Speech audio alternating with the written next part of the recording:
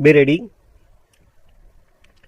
Comments. Sir, I am sure that every honorable member will share with me the sense of relief that this long debate is coming to an end. I did not want to make any long speech, but in view of the speech of the leader of the opposition, in spite of the fact that my health does not permit it, I have to meet certain points which have been made on the floor of the House.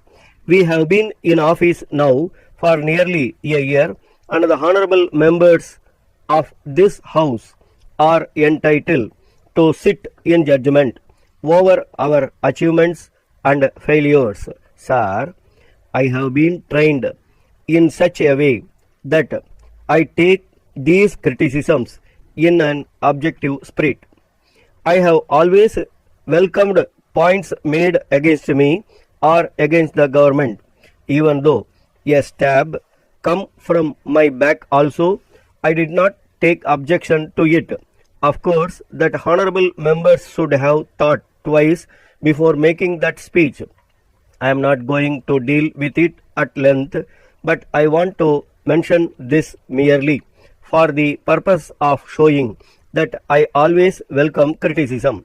During this period of 1 year, I am not prepared to say, as far as I am concerned, that nobody else could have done better under these circumstances. I am occupying this position, if you will permit me to say so, by mere accident. I am sure that there are so many members here who could have done better, but I can make the claim not only on my behalf but on behalf of my colleagues also, that we have tried to do our best in the best interests of the state. Now, the father of the nation had been telling us that the means were also as important as the ends. If we are true followers of the father of the nation, we cannot establish democracy through dictatorship. When we have adopted parliamentary democracy, it is inevitable that we must have some party government. But though this is a party government, it should not be a government for the party. If the government begins to function for the party, it is really not good for the party itself. Now, the debate was mainly concentrated on famine.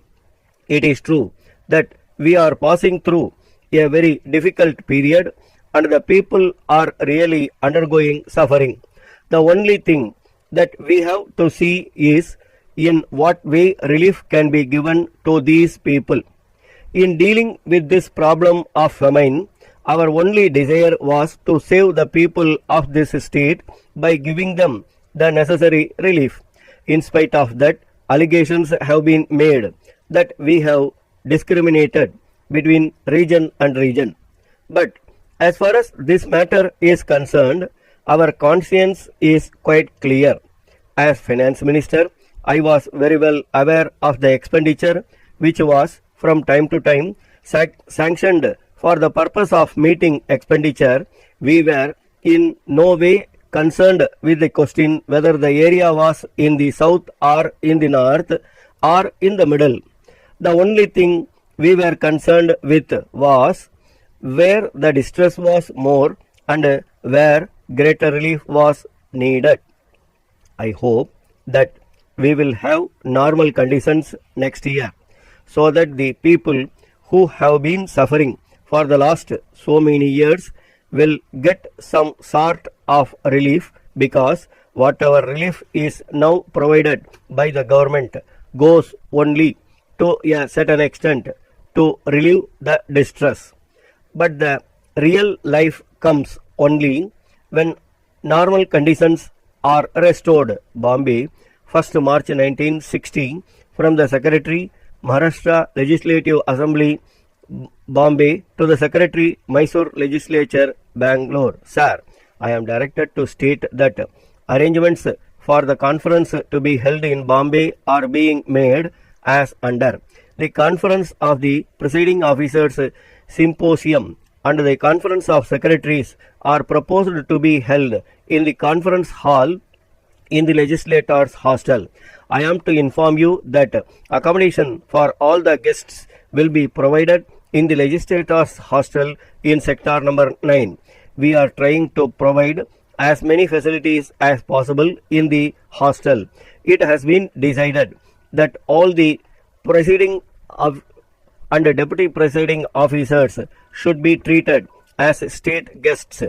The others will be charged at moderate rates for both boarding and lodging. The rates will be communicated to you shortly.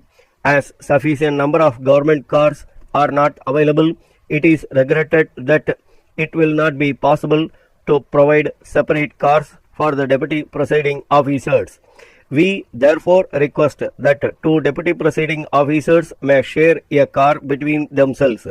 Arrangements for mini buses are being made in order to enable secretaries and other officers and also the members of the families of presiding officers to move about the city for shopping and other purposes.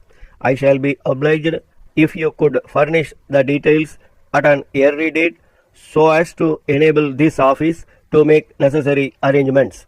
Yours faithfully, Stop.